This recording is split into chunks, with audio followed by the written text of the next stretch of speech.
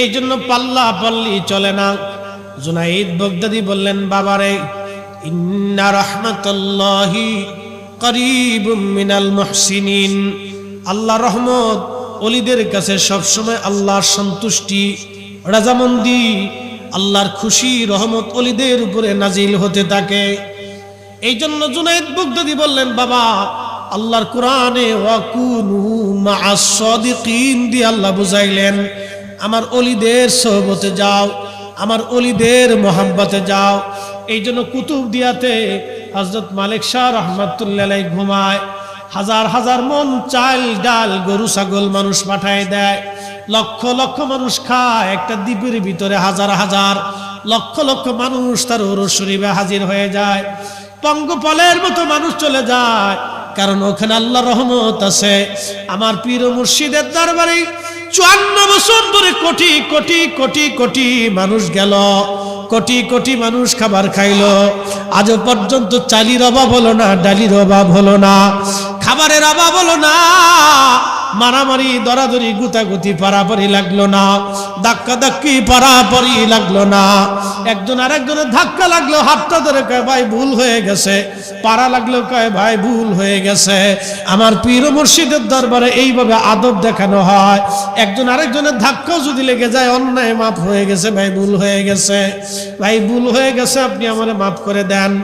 লক্ষ লক্ষ মানুষ এসে দোয়া করতেছে, লক্ষ লক্ষ মানুষ খাচ্ছে ঘুমাচ্ছে, কোনো পারাপারি ঝগড়া ফসাদ কিছুই নাই।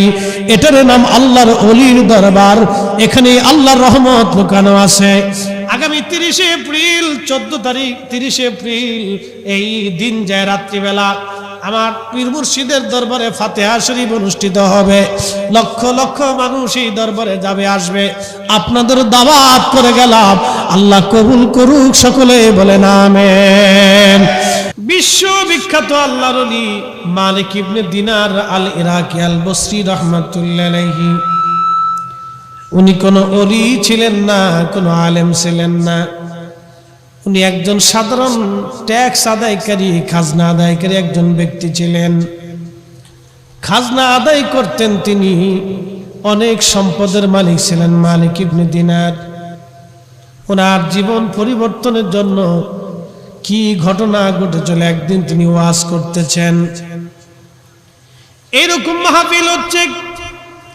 এক লোক দাঁড়ায় বলল, হে মালিক ইবনে দিনার, আপনি ওয়াজ করার আগে আমার একটা প্রশ্নের জবাব দিয়ে দেন। বলেন, কি প্রশ্ন? আজ থেকে কয়েক বছর আগে আপনাকে আমি মদ পান অবস্থায় মাতাল দেখেছিলাম, আপনি নেশা করতেন, মদ খাইতেন, কিন্তু আজকে আপনি এই মঞ্চে বসে বসে আমাদেরকে নসিহত করতেন। কিসের কারণে আপনার জীবন পরিবর্তন হলো, দয়া করে বলবেন কি? এই যে আমাদের দেশে প্রচুর গরম পড়তেছে না, বাংলাদেশে সারা দেশে কত সলাতুল ইস্তেসকা হলো, বৃষ্টি হইল না। কি বুঝলেন? তার মানে আমরা দোয়া কবুল হয় না। কথা কন না কেন? হাজার হাজার শত শত মানুষ সলাতুল ইস্তেসকা পড়লো, কিন্তু কবুল হলো না। আমাদেরটা কবুল হচ্ছে না। খুলনায় হলো, উত্তরে হলো, দক্ষিণে হলো, ঢাকাতে হলো, চট্টগ্রামে হলো, অমুক জায়গা হলো, তমুক জায়গা হলো। এই যে সলাতুল ইস্তেসকা হয়, তো বৃষ্টি নামে না। আগে শুনছি সলাতুল ইস্তেসকা পড়ে বাড়ি যাওয়ার আগেই বৃষ্টি নেমে গেছে। কি কথা কন না কেন? আর সলাতুল ইস্তেসকা এখন যে সিস্টেমে পড়ে, এটা কোন সিস্টেমে পড়ে আমি জানি না। এক গ্রুপে পড়তেছে, আর এক গ্রুপে হাসতেছে। মানে একদল মুসলমান পড়তেছে, আর এক দলে চা খাইতেছে, পান খাইতেছে, বিড়ি টানতেছে। সলাতুল ইস্তেসকা তো সারা গ্রামের মানুষ, এই বল্লার চোখ সবাই উপস্থিত হইতে হবে, ছোট বড়, আদলা গাদলা, ছোট বড়, পাপি পুপি, এই নেককার বদকার সব উপস্থিত হইতে হইব। সব গ্রামবাসী, এলাকাবাসী, সারা ইউনিয়নবাসী একত্রিত হইয়া তারপরে তারা সলাতুল ইস্তেসকা পরে একসাথে আল্লাহর দরবারে কান্নাকাটি করবে। এক গ্রাম পরে আরেক গ্রাম হাসে, আরেক গ্রাম কান্দে, আরেক গ্রাম টেলিভিশন দেখে। এই জন্য বৃষ্টি হয় না। ঢাকা শহরে দেখলাম সলাতুল ইস্তেসকা পড়তেছে, কিছু মানুষই পড়তেছে, আর কিছু মানুষ রিক্সা দিয়ে চলতেছে। কোন তাল পাইলাম না সলাতুল ইস্তেসকা। বন্ধু আমার খুব মনোযোগ দিবেন। বৃষ্টি কেন হলো না, কি জন্য হয় না? এটা আমাদের ভুলের জন্য হয় না। প্রচন্ড গরম, আমরা পেরেশান, অস্থির হয়ে যাচ্ছি। কারণ কি? আল্লাহ বললেন যাহারাল ফাসাদু ফিল বাররি ওয়াল বাহরি বিমা কাসাবাত আইদিন নাস। আল্লাহ বললেন জলে আর স্থলে বিপর্যয়, মুসিবত আর বিপদ আমি আল্লাহ তোমাদের উপরে চাপাই দেই না। এইগুলি তোমাদের দু হাতের রুজি। এই যে অনাবৃষ্টি হবে, বৃষ্টি হবে না, প্রচন্ড গরম পড়বে, ফল নষ্ট হয়ে যাবে, ফসল নষ্ট হয়ে যাবে। আবার দেখলেন সৌদি আরবে বৃষ্টি হয় না, সে দেশে তুফান বৃষ্টিতে বন্যা হয়ে গেল। দুবাই মরুভূমির এলাকা, যেখানে বৃষ্টির কোনো প্রয়োজন নাই বা বৃষ্টি হয়ও না, সে এলাকায় এত পরিমাণে পানি হইল, দুবাইয়ের এয়ারপোর্ট পর্যন্ত পানির কারণে বন্ধ হয়ে গেল এবং হাঁটু পর্যন্ত পানিতে ডুবে গেল। যেখানে পানি স্থির থাকে না, সেখানে রব্বে করিম পানি দিয়ে ডুবাই দিল। যেখানে পানির দরকার, সেখানে গরম দিয়ে দিল। আমরা হাই হুতাশ করতে লাগলাম। এগুলি আমাদের দুই হাতের রুজি। তার এক নম্বর কারণ হলো আমার দেশের মুসলমানদের ভিতরে হক হালাল নষ্ট হয়ে গেছে। হক হালাল নাই, নষ্ট হয়ে গেছে। এটা আদালতে যাবেন, সঠিক বিচার নাই। কাজের জায়গা যাবেন, এই বিচার সালিসি বসবেন, সঠিক বিচার নাই, ন্যায় নীতি নাই, বেহাকে ভরে গেছে, নাজায়েজ কর্মকাণ্ডে ভরে গেছে। কথা কর, এগুলো আমাদের দু হাতের রুজি। এই হক হালাল উঠে দেওয়ার কারণে আজকে আমাদের উপরে এগুলি গজব চেপে আসতেছে। আল্লাহ রাসূল বললেন কিয়ামতের পূর্ব সময়ে হযরতে ঈসা নবী দুনিয়াতে আসবেন। ঈসা আলাইহিস সালাম দুনিয়াতে আসার পরে সারা পৃথিবীতে তিনি ন্যায় নীতি এমন ভাবে চালু করবেন, কোথাও কোনো অন্যায় হবে না, এত পরিমাণে ন্যায় হবে। আজকে দেখেন, ওই যে কি বলবো, আপনার বলার কোনো ভাষা নাই। একজন পুলিশ অফিসার বেনজির না কি ছিল, এই বেটা বলে শত শত হাজার হাজার কোটি টাকার মালিক হয়ে গেছে। টাকা মনে হয় জিব্রাইল দিয়ে গেছে, না মিকাইল দিয়ে গেল, না ইসরাফিল আলাইহিস সালাম, কোন ফেরেশতা দিছে আমারও জানা নাই। এত টাকা ব্যাংকে কেমনে আসলো খবর নাই। এইভাবে সুইস ব্যাংক, ওই বেগম পাড়া, আমার দেশের গরিব মানুষের টাকা যদি পাচার হয়ে যায়, গরিব মানুষের অর্থ যদি এইভাবে চুরি হয়ে যায়, এইভাবে হক হালাল যখন নষ্ট হয়ে যাবে, আমার দেশে অবশ্যই গরম বেশি পড়ার কথা, বৃষ্টি বন্ধ হয়ে যাওয়ার কথা। একটু চা খাইলেন না? অবস্থা খুব ভয়াবহ। তো বাতাসও তো জোরাবে না, বাতাসই গরম, তো বাতাস দিয়ে হবে কি? কি কথা কর না, বাতাসই কি হয়ে গেছে, গরম হয়ে গেছে, তো বাতাস দিলেও ঠান্ডা হয় না। ইনসাফ যখন নষ্ট হবে, আসমান থেকে গজব আসবে। এটা আমার কালাম না, এটা আল্লাহর রাসূলের জবানের কালাম। ইনসাফ যখন নষ্ট হবে, হক যখন দুর্বল হবে, বেহক যখন সবল হয়ে যাবে, তখন আসমান থেকে বৃষ্টি বন্ধ হবে, খোদার গজব তখন দুনিয়াতে নাজিল হবে। আপনার বাঙালি জাতি যদি এখনো হুঁশ না আসে, তাহলে আগামী দিনের পরিস্থিতি কিন্তু আরো ভয়াবহ হবে। কথা বলে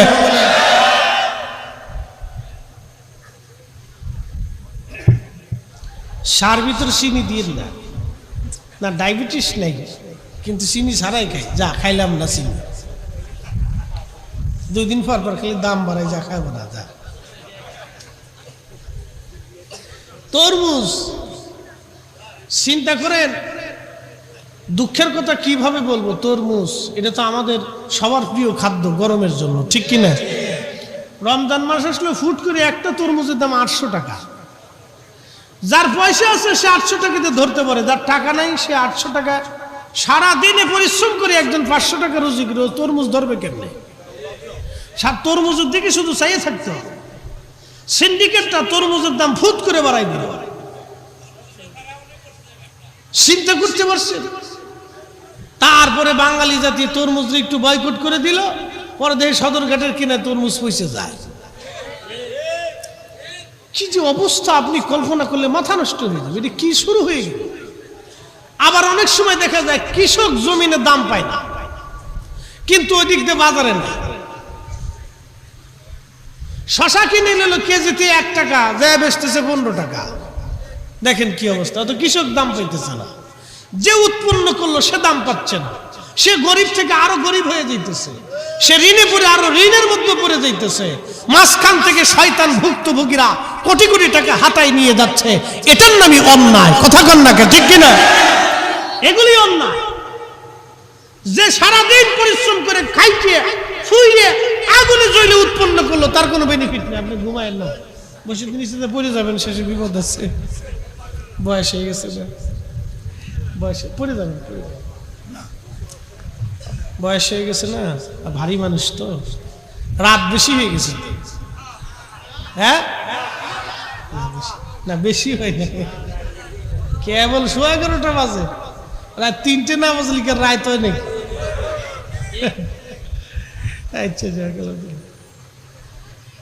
এগুলি অন্যায়। এই যে মাঝখান থেকে আমার কৃষক ভাইরা অর্থ পাইল না, কৃষক গরিব থেকে আরো গরিব হয়ে গেল, সে ঋণ থেকে আরো ঋণী হয়ে গেল, এটা অন্যায়, জুলুম।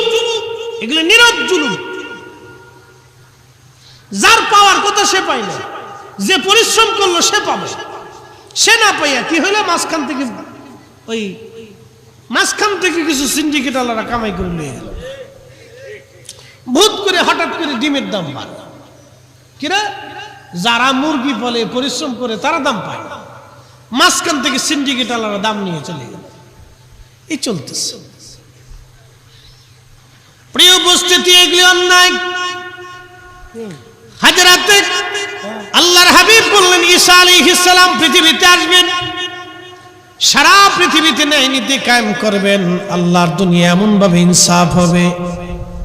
আল্লাহ রাসূল বলেন, শুধু ন্যায়ের কারণে একটা ডালিম ফল এত পরিমাণে বড় হয়ে যাবে, সারা গ্রামের মানুষ একটা ডালিম খেয়ে শেষ করতে পারবে না।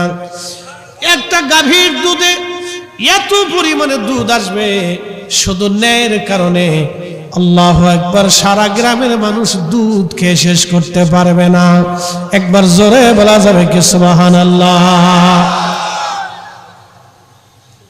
যদি ইনসাফ প্রতিষ্ঠিত হয়, একটা কথা মনে রাখবেন, যদি ন্যায় প্রতিষ্ঠিত হয়, যার যার অবস্থান থেকে শেষে ন্যায় কাজ করে, অন্যায় তো যদি প্রশ্রয় না করে, অন্যায়কে সমর্থন না করে, অন্যায়কে প্রশ্রয় না দেয়, সবাই সবার অবস্থান থেকে যদি তার নীতির উপরে অটল থাকে, তাহলে দুঃখ, লেশ, অভাব, অনটন এদেশে থাকবে না। এটা আমার কথা না, এটা আল্লাহর কালাম, রাসূল করিম সাল্লাল্লাহু আলাইহি সাল্লামের পবিত্র জবানের কথা। আপনি আজকে আমেরিকার দিকে তাকান, আমেরিকার দিকে তাকান, তাকায় দেখেন ওরা কোটি কোটি টাকার, বিলিয়ন কোটি টাকার মালিক। কারণটা কি? ওদের নারীরা অর্ধ উলঙ্গ থাকে। অর্ধ উলঙ্গ থাকলেও যায় দেখেন আমেরিকার ইউনিভার্সিটির ছেলেরা, তাদের মেয়েরা জিন্সের প্যান্ট পরে, হাফ প্যান্ট পরে, তাদের মেয়েরা ফিলিস্তিনের পক্ষে ন্যায়ের জন্য স্লোগান দিতেছে। আল্লাহু আকবার বলবেন না? হাজার হাজার স্টুডেন্ট আমেরিকার যায় দেখেন ফিলিস্তিনের পক্ষে এই অন্যায় যুদ্ধ বন্ধ করার জন্য তারা স্লোগান দিতেছে। যায় দেখেন স্লোগান দিচ্ছে অন্যায়কে বন্ধ করার জন্য। ওরা বিচার করে, ওদের আদালত ঘুষ খায় না, ওদের প্রশাসন ঘুষ খেয়ে ডান বাম করে না। ওদের নারীরা অর্ধ উলঙ্গ, যেই নারীরা অর্ধ উলঙ্গ হয়ে আদালতে বসে, সেই বিচারক পর্যন্ত টাকা খেয়ে ডান বাম করে না। আর আমার দেশে বহু দাড়িওয়ালা বিচারক নামাজ পড়ে দেয়, ভাস মাল নিয়ে একবারে সুন্দর করে লিখে দিয়ে দিচ্ছে, যাও। আবার খুব নামাজ পড়তেছে, শয়তানে হাসে, বাপরে বাপ কি চাচার চাচা, হ্যাঁ কত বড় বিচারক।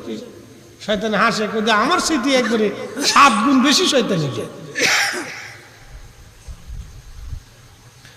প্রিয় মুসলমান আমার, এইগুলি আমাদের দুহাতের রুজি।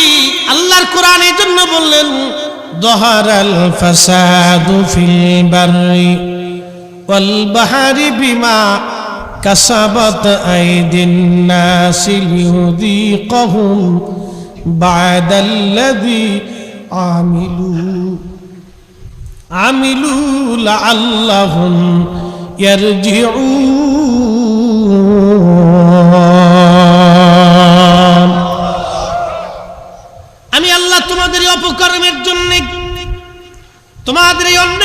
আমি আল্লাহ তোমাদের উপরে বিপদ আমি আল্লাহ চাপাই দেই, মুসিবত চাপাই দেই, অনাবৃষ্টি চাপাই দেই, গরম চাপাই দেই, দুর্ভিক্ষ চাপাই দেই, যাতে তোমরা আমি আল্লাহর দিকে ফিরে আসো, আমি আল্লাহর দিকে তোমরা ফিরে আসো, সেই জন্য এইগুলি আমি আল্লাহ তোমাদের উপরে চাপাই দেই। বাংলাদেশের প্রত্যন্ত অঞ্চলগুলিতে কত সালাতুল ইস্তিসকার নামাজ হলো, কিন্তু বৃষ্টি হয় না। আজকে আবহাওয়া অধিদপ্তরকে দেখলাম, তারা সংবাদ দিল আগামীতে বৃষ্টির কোনো সম্ভাবনা বাংলার আকাশে নাই। যদি আল্লাহ দয়া না করে তাহলে বৃষ্টি হয়তো কিছুদিন বহুদিন নাও হতে পারে, গরম আরো বাড়তে পারে, যত গরম পড়বে ততই বিপদ আসবে। একটা ঘটনা না বললেই নয়, মুসা আলাইহিস সালাতু ওয়াস সালামের জমানাতে বৃষ্টি নাই, বৃষ্টি নাই, বৃষ্টির অভাবে বিরাট বড় খরা পড়ে গেল। কঠিন অসুবিধার মধ্যে সমস্ত বনি ইসরাইলরা, একবার দেখবেন সমস্ত বনি ইসরাইলরা মুসা আলাইহিস সালামের কাছে এসে বলল, নবী গো, বৃষ্টির বড় দরকার, বৃষ্টির অভাবে আমাদের ক্ষেত খামার নষ্ট হয়ে গেছে, ফসলাদি নষ্ট হয়ে গেছে, খেজুরের বাগান শুকিয়ে গেছে, ঘাস তরুলতা পাতা মরে গেছে, উট দুম্বা ভেড়াগুলি শুকিয়ে গেছে, দুধ পর্যন্ত শুকিয়ে গেছে। বৃষ্টি যদি না হয় তাহলে আমরা মিশরবাসী ধ্বংস হয়ে যাব। নবী গো, আপনি দয়া করে আমাদের জন্য আল্লাহর কাছে বৃষ্টির জন্য প্রার্থনা করেন। হযরত মুসা নবী বনি ইসরাইলকে বললেন, তোমরা সবাই মিলে আসো, আমরা একটা প্রান্তরে আল্লাহর দরবারে বৃষ্টির জন্য হাত বাড়াই। সমস্ত বনি ইসরাইলবাসী আসলেন সালাতুল ইস্তিসকার নামাজ পড়ার জন্য। আমরা অনেকেই এখানে এক গ্রুপ, সেখানে এক গ্রুপ, এখানে 3 জন, এখানে 10 জন, এইভাবে সালাতুল ইস্তিসকার নামাজ পড়লে তো বৃষ্টি হবে না। সারা এলাকার মানুষ সবাই এক জায়গায় এসে নামাজ পড়বে, কান্নাকাটি করবে, তাহলে হয়তো আল্লাহর দয়া হইতে পারে। সবাই এসে তওবা করবে, তাহলে হয়তো আল্লাহর দয়া লাগতে পারে। যারা এসিতে ঘুমায় তারা কে তোরা চাগে, আমার আর তো এসি আছে, কি কথা কর না কে? এবার চিন্তা, আপনার তো এসি আছে, তোকার থেকে এসি নেই, তোরা চাগে যা, ওরা এসির ভিতরে হয়ে রয়েছে। আবার অনেকের আছে তো টাকা তো 1 নম্বর না,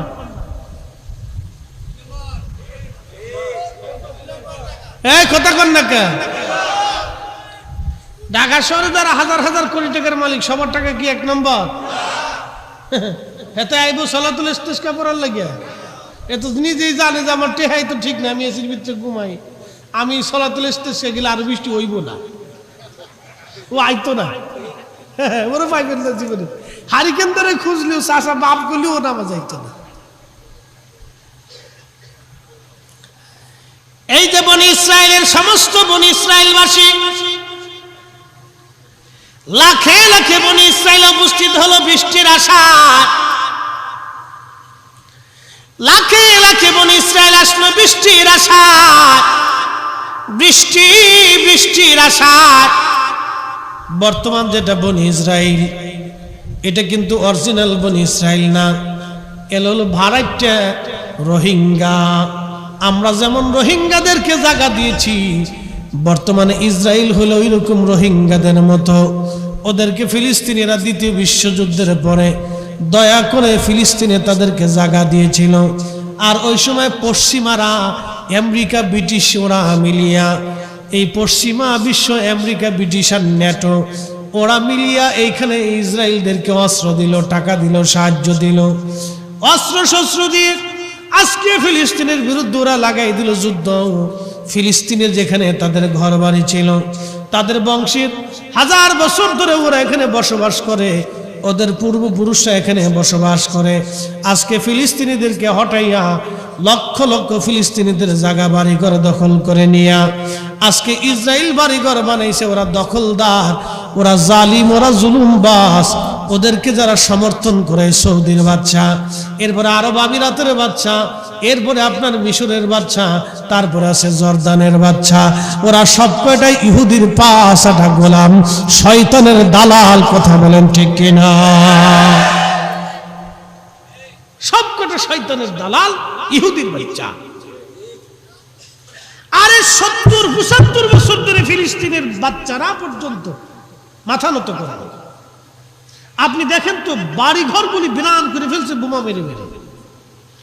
তারপরও বাচ্চাকে যদি জিজ্ঞেস করে আলহামদুলিল্লাহ, হাসবুনাল্লাহু নি'মাল ওয়াকিল, নি'মাল মাওলা, নি'মান নাসির, এই কথা বলে বাচ্চা উত্তর দিয়ে দিতেছে।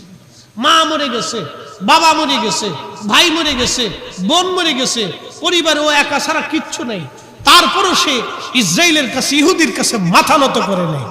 আজ দেখলাম হামাসের মুখপাত্র মাথা উঁচু করে বলতেছে আমরা আবার যুদ্ধ চালিয়ে যাব। 200 দিন যুদ্ধ করেছি, তাতে কি হয়েছে? আজীবন পর্যন্ত এই মাটিতে যতদিন পর্যন্ত দখলদাররা থাকবে ততদিন আমরা মাথা উঁচু করে জিহাদ করে যাব, বাইতুল আকসার জন্য যুদ্ধ করে যাব। আরে ফিলিস্তিনের একটা বাচ্চার জুতার ওজন যা আছে, সৌদির বাচ্চার তত ওজন আল্লাহর কাছে নাই। এই বেঈমান মাথা নত করছে। শুধু ওয়াহাবি, এই ওয়াহাবিজমটা কি মুসলিমটাকে ধ্বংস করে দিয়েছে।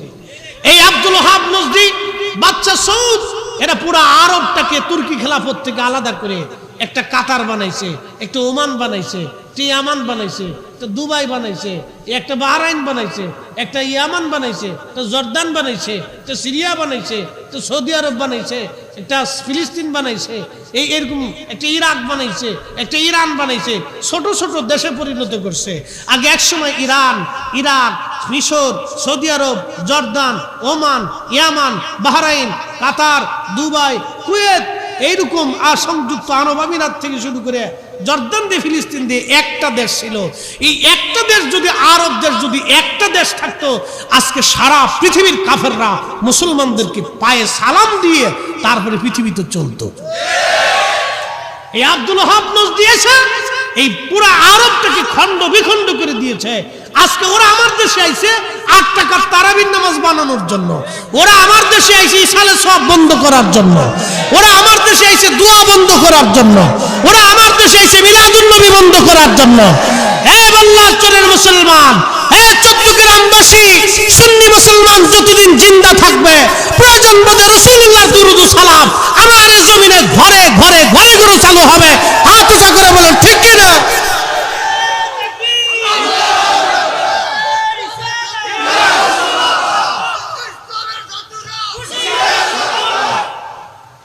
এরকম দিনের দুশ্মনরা ভরে গেছে। ওদের মৌলবীরা আমার দেশে আইছে আজকে 8 টাকার তারাবি বানানোর জন্য, মসজিদে ভেজাল বাঁধানোর জন্য, গ্রামে ভেজাল বাঁধানোর জন্য, আত্মীয়তার ভেজাল বাঁধানোর জন্য, মুসল্লি ইমামের ভেজাল বাঁধানোর জন্য, ভাইপুতের ভেজাল বাঁধানোর জন্য, সন্তান পিতার ভেজাল বাঁধানোর জন্য।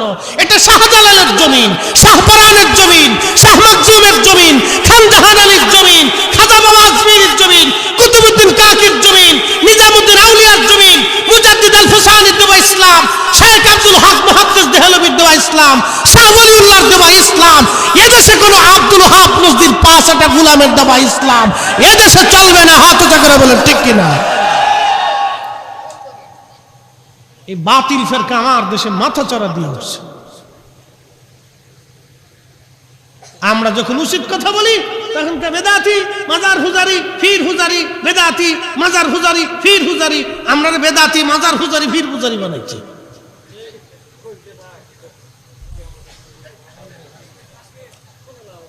প্রিয় মুসলমান, খুব মনোযোগ দিয়ে, কঠিন পরিস্থিতির মধ্যে আমরা আসি। বলার ভাষা এগুলি আমাদের নাই, আজকে আমরা বড় কঠিন পরিস্থিতির মধ্যে আছি। বাজানো, খুব মনোযোগ দিবেন। হযরত মুসা আলাইহিস সালাতু ওয়াস সালামের বনি ইসরাইলের লোকেরা সবাই একত্রিত হলো সালাতুল ইস্তিসকার নামাজ পড়ে আল্লাহর দরবারে দোয়া করার জন্য। আল্লামা ইমাম আবুল ফারাজ ইবনুল জৌজি 900 বছর আগে উইনুল হিকায়াতের মধ্যে লেখেন, যখন মুসা নবী একত্রিত হলেন হাজার হাজার লক্ষে লক্ষে বনি ইসরাইল নিয়ে আল্লাহর দরবারে হাত বাড়াইলেন, আমরা সালাতুল ইস্তিসকা পড়ি, এখানে 300 এখানে 200 ওখানে 50 জন নিয়ে সালাতুল ইস্তিসকার নামাজ পড়ি। মূলত আমরা সবাই উপস্থিত হওয়ার কথা। এই 14 গ্রামে যদি সালাতুল ইস্তিসকা হয়, বৃষ্টি নাই, আমাদের সবাই যেতে হবে। আমাদের বাচ্চা কাচ্চা সহ সাথে করে ধরে নিয়ে যাওয়া লাগবে। নিজেরাও কাঁদতে হবে, তওবা করতে হবে, বাচ্চাদেরকেও কান্না করাইতে হবে। সবাই মিলে যখন আল্লাহর দরবারে হাত বাড়াবে, তখন আমার মালিকের হয়তো দয়া লেগে যাবে। এটার নাম সালাতুল ইস্তিসকা। মুসা আলাইহিস সালাম সবাইকে নিয়ে দাঁড়ায় গেলেন, দোয়া চলতে লাগলো, কিন্তু দোয়া হয় কবুল হলো না। আল্লাহু আকবার। এমন একটা অবস্থা হলো যে আকাশের মেঘগুলি আকাশ থেকে উড়ে যায়, সরে যায়, আকাশ আরো পরিষ্কার হয়ে গেল। প্রচন্ড গরম আরো বেশি করে পড়া ধরল। বনি ইসরাইল ডাক দিয়ে বলল, নবী গো, আপনি না বললেন, আপনি সবাই নিয়ে দোয়া করলেন, বৃষ্টি তো হলোই না, আরো আমাদের প্রচন্ড গরম পড়ে গেল, কঠিন পরিস্থিতির মধ্যে আমরা পড়ে গেলাম। হযরত মুসা নবী ডাক দিয়ে বললেন, আমার বনি ইসরাইল, তোমরা শোনো, যার জীবনে গুনাহ আছে সে চলে যাও, যার গুনাহ নাই সে দাঁড়াও। যার গুনাহ আছে চলে যাও, যার গুনাহ নাই সে দাঁড়াও। যেতে যেতে অধিক মানুষ চলে গেল, যেতে যেতে অধিক মানুষ চলে গেল। অল্প কিছু বান্দা নিয়ে মুসা আলাইহিস সালাম আবার হাত ভরেন, আল্লাহ বৃষ্টি দাও। বৃষ্টি তো হলোই না, আরো প্রচন্ড গরম শুরু হয়ে গেল। প্রচন্ড গরমে অতিষ্ঠ হয়ে যাচ্ছে মানুষগুলি। বলল, হুজুর, বৃষ্টি তো হলোই না, আরো গরম শুরু হয়ে গেল। মুসা আলাইহিস সালাম ডাক দিয়ে বলেন, উম্মতের, আরে জীবনে একটা গুনাহ যারো করছো, একটা গুনাহ যে করছো সে চলে যাও, একটা গুনাহ যে জীবনে করো না সে বসে থাকো। কি বুঝলেন? আল্লাহু আকবার। সব চলে গেছে, সব চলে গেছে, সব মাঠ ফাঁকা, লক্ষ লক্ষ মানুষ চলে গেল। ময়দানের এক কোনায় হযরত মুসা আলাইহিস সালাম তাকে দেখলেন, এক অন্ধ ব্যক্তি বসে আছে। সুবহানাল্লাহ বললেন না? কেডা বসে রয়েছে? কানা, কানা বসে রয়েছে, কানা। ডাক দেখো, ডাক দিয়ে বলতেছে, কানা, অন্ধরে, তুই কি শুনিস নাই? আমি বলছি একটা গুনাহ যে করবে সে চলে যাবে, তুই বসে রয়েছিস কেন? সব চলে গেল। অন্ধা ডাক দিয়ে বলতেছে, নবী গো, সবাই যদি চলে যায়, আমি বসে রয়েছি, ঘোষণাটা তো আমি শুনলাম। মুসা আলাইহিস সালাম গো, আমি অন্ধর জীবনে মনে পড়ে না আমি কোনদিন একটা গুনাহ করেছি।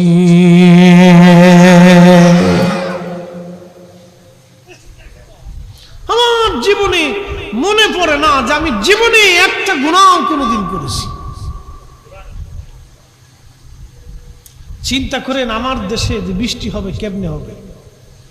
কয়দিন আগে কনসার্ট হয়েছে, পাকিস্তান থেকে কি এক শিল্পী এসেছে, গান গায়।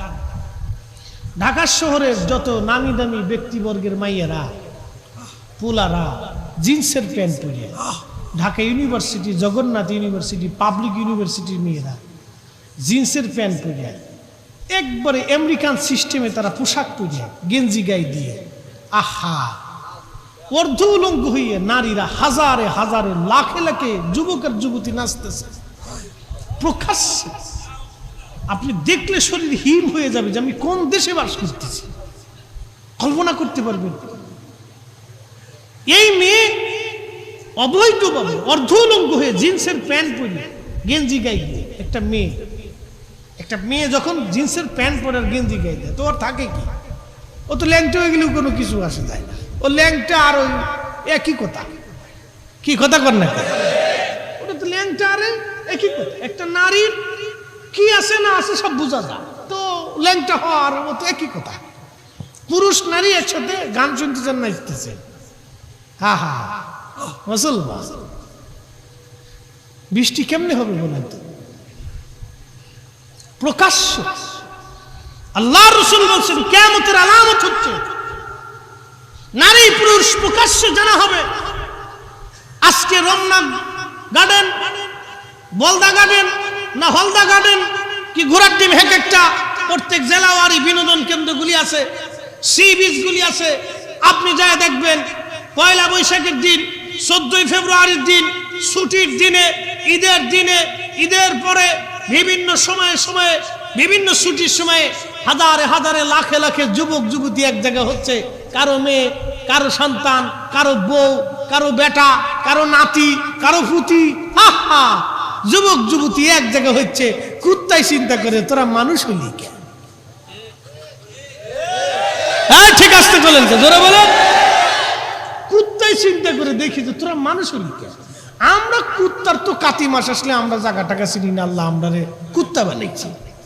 তোরা মানুষ হইয়ে কাতি মাস নাই, অগ্রহায়ণ মাস নাই, পুষ মাস নাই, বৈশাখ মাস নাই, জ্যৈষ্ঠ মাস নাই, আর আষাঢ় মাস নাই, তোরা মানুষ হইয়া কুত্তা কুত্তির মতো এক জায়গায় আইলি কেন? আমি নাম দিছি, ওরা নাম দিছে বলে গার্লফ্রেন্ড আর বয়ফ্রেন্ড। নতুন সিস্টেম হয়েছে গার্লফ্রেন্ড বয়ফ্রেন্ড, আমি নাম দিছি কুত্তা ফ্রেন্ড। এই পোলাপান আস্তে করিস, জোরে ক। নাম কি খারাপ দিছি? কুত্তা ফ্রেন্ড। এই বেহাপনা যদি আমার দেশে না, পড়ে গেলি তো বিপদ। ক্যামেরা ধরতেছে, ঠাস করে পড়ে গেলি কেউ যে ক্যামেরা গুলি করে দিছে, এক বিপদ না।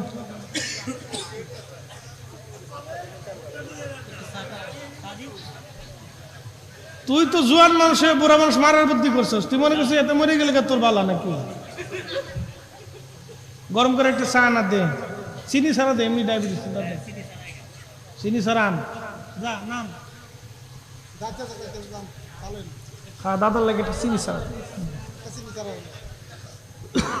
পরিশ্রম করে, অনেক পরিশ্রম করে, তরিকার জন্য একটু নিবেদিত প্রাণী মানুষগুলি দৌড়াদৌড়ি করে, তো ঘুম আসতে পারে। আমি তো আসার আগে একশো ঘুমাই আইছি না, তো উপায় নাই, আমার কিছু করার নাই। যে গরম পড়তেছে তাল ঠিক থাকে না, তো খুব মনোযোগ দিয়ে। এই পরিস্থিতি আমাদের চলতেছে, যার কারণে আমরা বিভিন্ন ধরনের আজাব গজব আমাদের আসতেছে। আচ্ছা আপনাদেরকে আজকে একটা কথা কই, ডায়াবেটিস একটা রোগ, আজ পর্যন্ত ওষুধ আবিষ্কার হয়েছে, নিরাময় হওয়ার ওষুধ আবিষ্কার হয়েছে? হয় নাই। হার্টের রোগ একটা রোগ, আজ পর্যন্ত নিরাময় হওয়ার ওষুধ আবিষ্কার হয়েছে? যে জীবনে একবার হার্ট স্ট্রোক করছে সে শেষ। কি কথা কন না কেন? যার একবার ডায়াবেটিসে ধরছে সে কিন্তু শেষ, যার একবার ব্লাড প্রেসারে ধরছে সে কিন্তু শেষ, এটা আর সারে না। কি কথা কন না কেন? যে একবার ব্রেন স্ট্রোক করছে সে কিন্তু শেষ। এই জন্য শোনেন, এইগুলি আমাদের জন্য আল্লাহর পক্ষ থেকে বালা বালা। কি কথা কন না কেন? আল্লাহর পক্ষ থেকে এগুলি কি বালা, বিপদ বিপদ, এগুলো গজব। নিত্য নতুন রোগ আসতেছে কিন্তু সারতেছে না। অনেকের জুয়ান ছেলে স্ট্রোক করে বসছে, নানান রোগে আক্রান্ত, অসুস্থ হয়ে পড়তেছে, কিছু করার নাই। মাঝে মধ্যে দেখা যায় স্ট্রোক করে মরে যাচ্ছে। সেদিন মাতার বাড়ি গেলাম কক্সবাজার, একটা ছেলে, আল্লাহু আকবার, গত বছরও ছিল মাহফিলে, এবছর দুনিয়াতে নাই, কবরে চলে গেছে। জুয়ান বেড়া স্ট্রোক করে মরে গেছে। এরকম চলতেছে। এগুলো এক ধরনের বালা মুসিবত আমাদের উপরে। এই বিভিন্ন এই সমস্ত অপকর্ম, অপসংস্কৃতি, বেহাপনা আমার দেশে বাড়তে বাড়তে, আপনি কি বলবেন আমার দেশের নারী সমাজ কত দূর পর্যন্ত আগায় গেছে, যে নিজের কলিজার টুকরা সন্তানকে হত্যা করিয়ে পরপুরুষের হাত ধরে চলে যেতেছে। এই আসতে বলেন, শোনো জোরে বলেন। তাহলে এটা কতটুকু পরিমাণে আইটামে জাহিলিয়াত ঢুকলে একটা মার কাছে সন্তানের নিরাপত্তা নাই? হ্যাঁ, এগুলি কি গজব না? এ তো কঠিন সমস্যা আমাদের দেশে, মহামারীর মতো। আপনার শুনলে গা শিহরে উঠবে, শরীর হিম হয়ে উঠবে। এরকম আহারহ হচ্ছে হাজারে হাজারে। স্বামী পরিশ্রম করে বিদেশ থেকে টাকা পাঠাচ্ছে, স্ত্রী আরেকজনের হাত ধরে চলে যাচ্ছে। পরকীয়ার কি কঠিন পরিস্থিতি আমার দেশে চলতেছে, আপনি কল্পনা, মাথা নষ্ট হয়ে যাবে। এগুলি আমাদের জন্য গজব, এগুলি আমাদের জন্য বালা। এই জন্য বৃষ্টি বন্ধ হয়ে গেছে, গরম বেড়ে গেছে, অনাবৃষ্টি শুরু হয়ে গেছে। আবার যখন বৃষ্টি হবে তো হতেই থাকবে, বন্যা হচ্ছে তো হয়ে যাচ্ছে। এই পরিস্থিতিগুলি আমাদের জন্য বড় ভয়াবহ।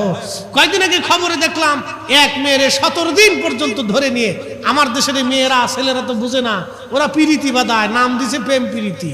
এই প্রেম প্রীতির ভান ধরিয়া কালকে যশোরে দেখলাম হিন্দু বেটা এই এক মেয়ের সাথে প্রেম প্রীতি করে নিয়ে বাস মেরে ফেলে দিছে। চলতেছে এগুলি।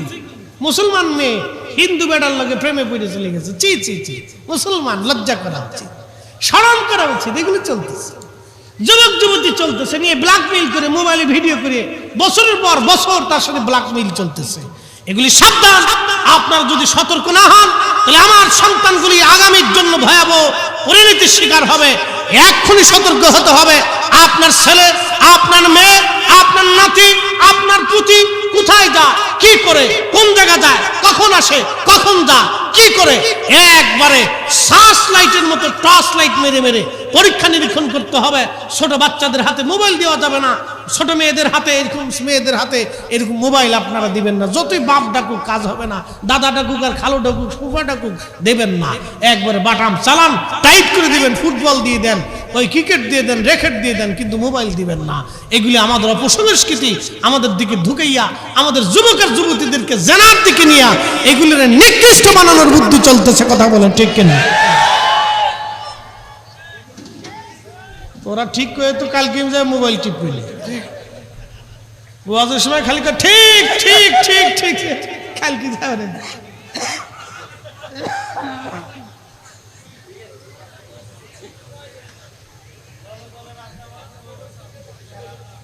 আগে আমরা খেলাধুলা করছি, আর ফুলামান বয়ে থাকে মোবাইল টিপে। ও কয়েকদিন পর তো ডায়াবেটিস হয়ে যাবে। হ্যাঁ, চোখের সমস্যা হবে, ডায়াবেটিস সমস্যা হবে, কত নানান সমস্যা। আগে আমরা খেলাধুলার ছোটে আমরা হুঁশ পাইছি না। ওরা খেলাধুলার মাঠ পর্যন্ত নেই, করবে কি? কষ্ট হইতেছে আপনাদের? একসাথে বলেন তো আল্লাহু আকবার। না আরো জোরে, আরো জোরে বলেন। একটু দুরূদ পড়েন। আল্লাহুম্মা সাল্লি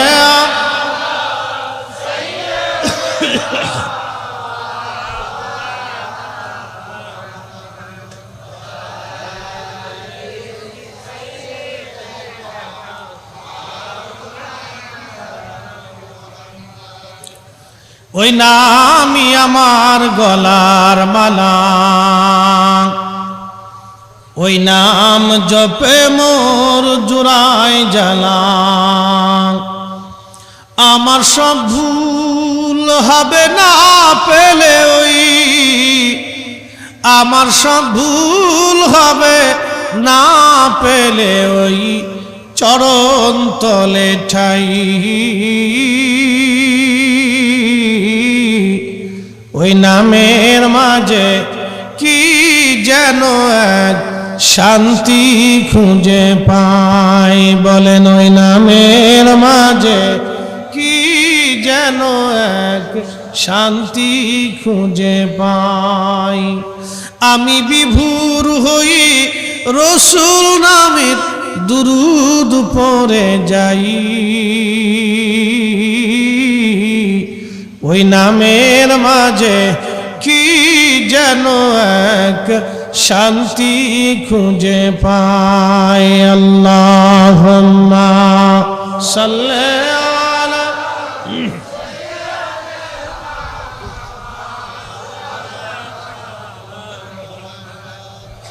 ওরে দাঁড়া পরে এত ব্যস্ত হইস না।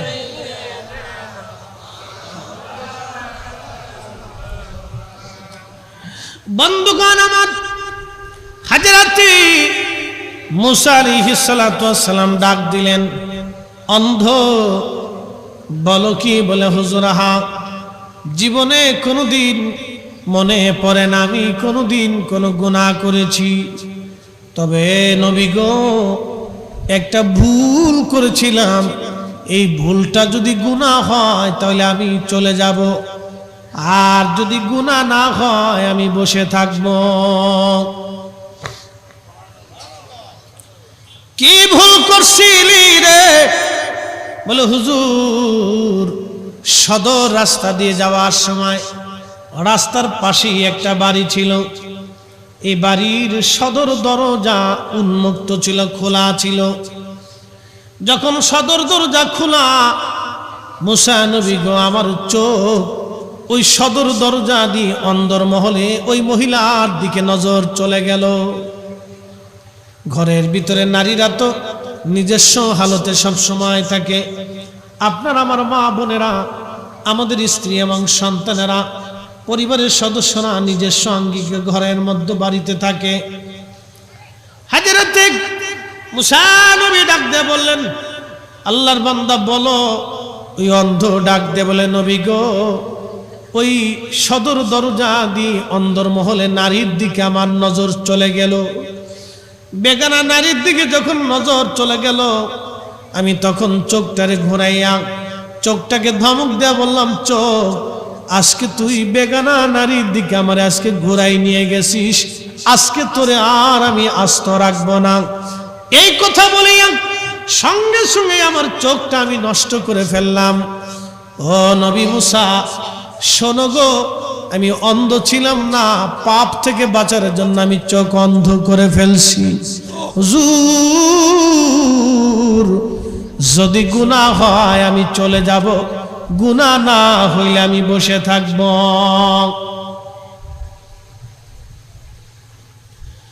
আল্লাহর কোরআন বলতেছে, ইন্নামাল মুমিনুনা আল্লাযীনা ইযা যুকিরাল্লাহু ওয়াজিলাত কুলুবুহুম ওয়া ইযা তুলিয়াত আলাইহিম আয়াতুহু যাদাতুহুম ঈমানা।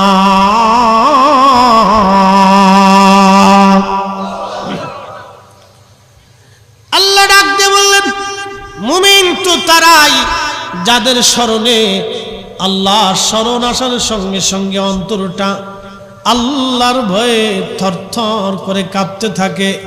তারাই মুমিন, তারা মুমিন, তারা মুমিন, তারা মুমিন, তারা মুমিন।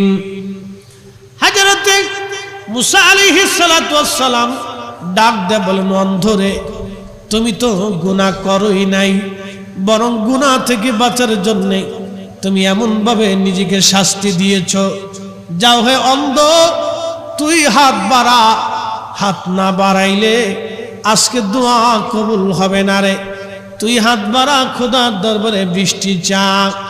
অন্ধ আল্লাহর দরবারে হাত বাড়াই দিয়ে বলে, রাব্বি, জানি গুনার কারণে তুমি বেজার হয়ে গেছো। আল্লাহ, বহুদিনে বৃষ্টি না হওয়াতে জমিন উত্তপ্ত হয়ে গেছে, ফসলগুলি মরে গেছে, গাছপালাগুলি শুকিয়ে যাচ্ছে, উট দুম্বা ভেড়াগুলির দুধ পর্যন্ত শুকায় গেছে। তোমার বান্দাদের কষ্ট হয়, তুমি মালিকের দরবারে আমি গোলাম হাত বাড়াইছি, আল্লাহ বৃষ্টি না দিলে আমি আজকে যাব না। অন্ধ ওই আবিদ, ওই জাহিদ এইভাবে আল্লাহর দরবারে হাত তুলে বিনয়ী বিনয় কাঁদতেছিল। ইমাম যাহাবী, ইমাম জৌজি রাহমাতুল্লাহি আলাইহি কিতাবের মধ্যে তিনি লিখতেছেন, আল্লাহর আকাশ জুড়ে মেঘ হয়ে গেল, তুমুল আকারে প্রচন্ড গতিতে বৃষ্টি পড়া শুরু হয়ে গেল। চিৎকার মেরে জোরে বলেন আল্লাহু আকবার। তার অর্থ হচ্ছে, আমাদের মতো গুনাহগার বান্দা দিয়ে আল্লাহর 4 পয়সাও কোনো মূল্য নেই আল্লাহর কাছে। এই জন্য আমার পীর মুর্শিদ একটা কথা বলতেন, শত শত মুর্দা দিল মাটির উপরে, তাহার চাইতে অধিক ভালো যদিও কবরে। অর্থাৎ উনি বুঝাইতে চাইলেন এই কথা দিয়া, শত শত মুর্দা দিলওয়ালা বান্দা মাটির উপরে থাকলেও কোনো লাভ নাই, কিন্তু দিল জিন্দা করে আল্লাহর ওলি হয়ে যারা কবরে চলে যায়, যদিও তারা কবরে চলে যায়, তারা মাটির উপরেও ওলি, মাটির নিচেও ওলি। ওই ওলিরা ওই মাটির নিচে ঘুমানোর কারণে আল্লাহ এখনো আমাদের উপরে আকাশ থেকে বৃষ্টি দেয়, গজব দিয়ে আল্লাহ ধ্বংস করে দেয় না। এখনো ক্ষুধা ঠান্ডা বাতাস দিয়ে কলিজা ঠান্ডা বানায়। কথা বলেন ঠিক কিনা?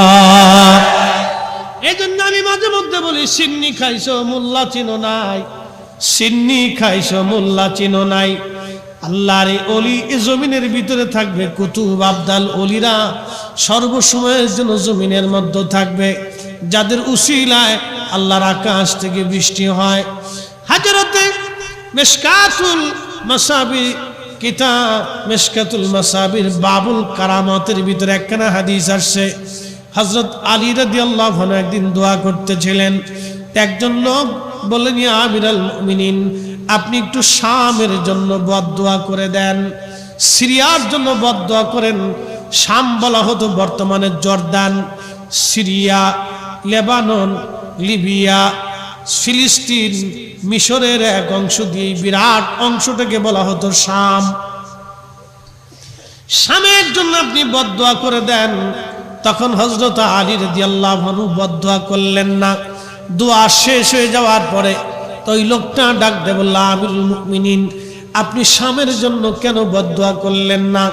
হযরত আলী কাররামাল্লাহু ওয়াজহু বললেন, শোনো হে আল্লাহর বান্দা, আমি আমার মাসুক নবীর পবিত্র জবান থেকে শুনেছি, ওই শামের ভিতরে আমার আল্লাহ রাব্বুল আলামিন 40 জন আবদাল রেখে দিয়েছেন। একজন ইন্তেকাল করলে আরেকজনকে আবদাল বানাইয়া আল্লাহ 40 জন পুরা করে রাখেন। ওই 40 জনের উসিলায় আল্লাহর আকাশ থেকে বৃষ্টি হয়। ওই শামের উপরে আল্লাহ বৃষ্টি নাজিল করেন, ফসল ফলায়। আল্লাহ শত্রু থেকে শামবাসীদেরকে আল্লাহ হেফাজত করে। অতএব আমি আলী আল্লাহর আবদালদের বিরুদ্ধে বদদোয়া করতে পারি না। চিৎকার মেরে জোরে বলেন আল্লাহু আকবার। ওলি আবদাল, গাউস, কুতুব, আখের আবদাল, মুজাদ্দেদ এইরকম তামাম পৃথিবীতে থাকবে। তাদের উসিলায় আল্লাহর আকাশ থেকে বৃষ্টি হয়, গজব আযাব থেকে আল্লাহ বাঁচায়। সিন্নি খাইছো মোল্লা চিনো নাই, শাহজালালের জমিন, শাহপরানের জমিন, শাহ মাকদুমের জমিন, শাহ আলী বুগদাদির জমিন, 360 আলিয়া আউলিয়ার জমিন। এই জমিনে অসংখ্য অলিরা ঘুমায়। আমরা মুসলমানরা অলিদের পক্ষে আছি, পক্ষে থাকবো। আমরা অলিদের জামাতের মুসলমান, আমরা অলিদের দলের মুসলমান। আমরা অলি বিদ্বেষী মুসলমান না, আমরা আল্লাহর অলিদের পক্ষের মুসলমান। কথা কোন ঠিক কিনা? আমরা অরিজিনাল না ডুপ্লিকেট? রোহিঙ্গা না অরিজিনাল? আমরা রোহিঙ্গা না, আমরা অরিজিনাল। যারা এদেশে নতুন করে আবিজাবি আনছে এগুলো সব হলো রোহিঙ্গা। কথা কন না, ঠিক কিনা? এই সব রোহিঙ্গা আমরা দেশে এসেছে। ওরা এসে করতেছে তোরা বেদাতি, তোরা চলে যা। আমরা বেদাতি বেড়াচ্ছি। হ্যাঁ, রোহিঙ্গার এই গ্রুপ, এই ওহাবি, এটি আমরা এক তোরা বেদাতি চলে যা। ওরা এমন ভাব লইছে যে ওরা অরিজিনাল। হ্যাঁ, এ বাতিল আমার দেশে এসে এখন বলতেছে তোরা ডুপ্লিকেট চলে যা। হাজিরিন, হযরতে মালিক ইবনে দিনারের কথা বলছিলাম। তিনি ওয়াজ করতেছিলেন, লোকে বলল, হুজুর কিছুদিন আগে আপনারা মদপাই দেখলাম, এখন আপনি ওয়াজ করেন, আপনার হালত কেমনে পরিবর্তন হলো বলবেন কি? মালিক ইবনে দিনার রাহমাতুল্লাহি আলাইহি বলেন, আল্লাহর বান্দা শোনো, আমি সত্যিকার অর্থে আগে মদপাই ছিলাম, নেশাখোর আমি ছিলাম। আমি প্রত্যেক দিন রাত্রে নেশা করতাম। আমি একদিন লাইলাতুল বরাতের রাত্রিবেলা আমি মদের বোতল নিয়ে, মদের বোতলের মধ্যে মদ ঢেলে আমি মদ পান করতেছিলাম। আমার ছোট্ট মেয়েটা, তখন ছোট্ট মেয়েটা হাঁটা চলাফেরা শিখেছে, দৌড়াদৌড়ি করা শিখেছে। আমার মেয়েটা 3 বছর বয়স হয়েছে। এই মেয়েটা দৌড়া এসে আমার সামনে থেকে মদের গ্লাসগুলি ফেলে ফেলে দিতে লাগলো। আর আমার কাছে খুব ভালো লাগতো, আমার বাচ্চাটা আমার কাছে আসতো, আমার মেয়েটা আমার খুব ভালোবাসতো, আমার ছাড়া থাকতো না, আমার কাছে কাছে থাকতো, আমার কোলের মধ্যে থাকতো, আমার কাছে খুব ভালো লাগতো। তার প্রতি আমার খুব মায়া ভালোবাসা বেশি হয়ে গেল। এত পরিমাণে ভালোবাসা হলো, আমি ওকে না দেখলে থাকতেই পারতাম না। মালিক ইবনে দিনার রাহিমাহুল্লাহ বলতেছে, দুনিয়ার মানুষ তোমরা শোনো, পরের বছর বরাতের রাত্রিবেলা আমি মদ পান করার জন্য মদের বোতল হাতে নিয়ে বসে গেলাম মদ খাওয়ার জন্য, টেবিলে মদ। বুঝতেই পারতেছেন বরাতের রাত্রিবেলা যেই বেটা মদ খায় এটা কত নম্বর মুসলমান আর বুঝার বাকি নাই, ঠিক কিনা? খুব দুর্ধর্ষ মুসলমান, সে কঠিন অন্তরের অধিকারী, বরাতের রাত্রিবেলা মদ পান করে, কিন্তু ওই রাত্রিবেলা সে কেঁদে ফেললো। মদ পানের সময় কাঁদতে লাগলো। গত বছর মেয়েটা ছিল, আজকে 2-3 মাস হলো মেয়েটা মারা গেছে, ছোট্ট মেয়েটা মারা গেছে। আজকে মেয়েটার কাছে নাই। মেয়েটার স্মরণে মালিক ইবনে দিনার বলেন, আমি কেঁদে কেঁদে মদ পান করে ঘুমিয়ে পড়লাম। ওই ঘুমের মধ্যে আমি একটা ভয়ঙ্কর স্বপ্ন দেখলাম।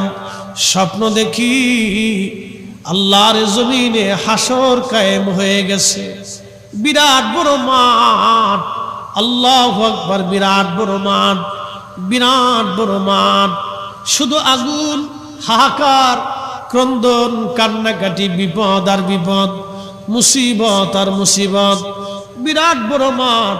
আল্লাহর নবী বলেন, উম্মতে হাসরের মাঠে 3 জায়গা সন্তান মাকে ভুলে যাবে, মা কলিজার টুকরা সন্তানকে মনে রাখবে না।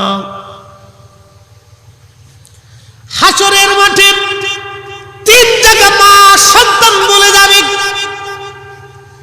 বাবা সন্তান ভুলে যাবে, সন্তান বাবা ভুলে যাবে, বন্ধু বন্ধুর খবর রাখবে না, ভাই ভাইকে ভুলে যাবে,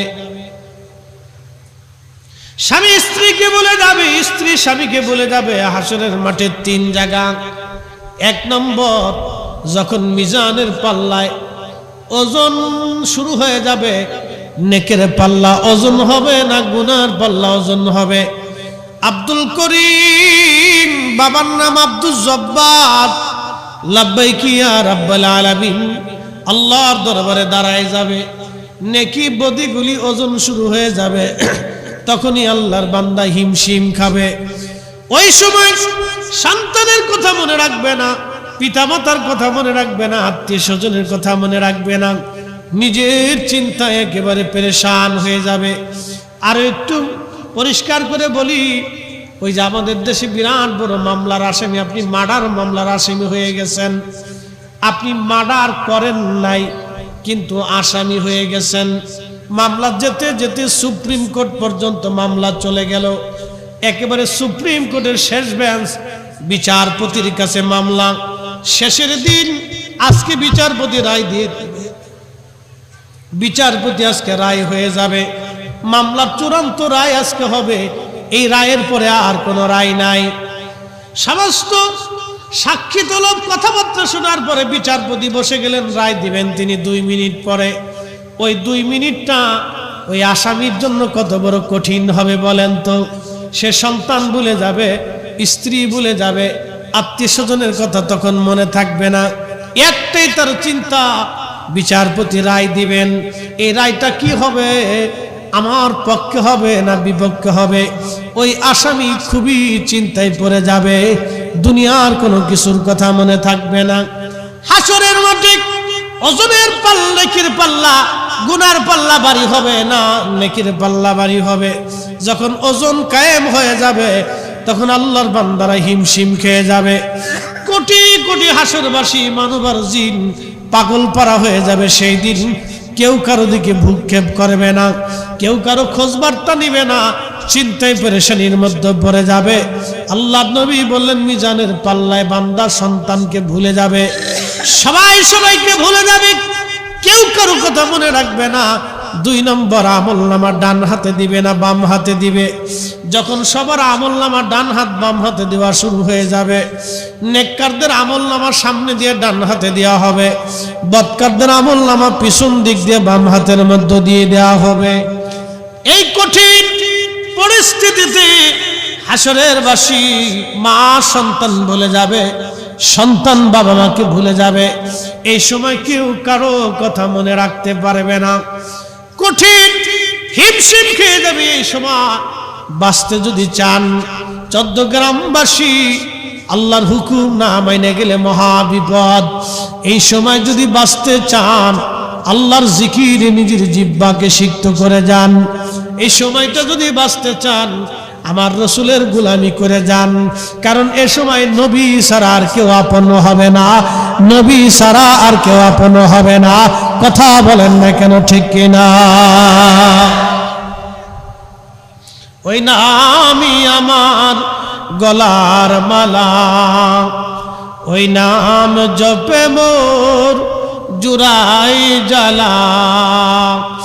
আমার সব ভুল হবে না পেলে ওই, আমার সব ভুল হবে না পেলে ওই চরণ তলে ঠাই। ওই নামের মাঝে কি যেন এক শান্তি খুঁজে পায়। আল্লাহুম্মা সাল্লি আলা, জবান খুলে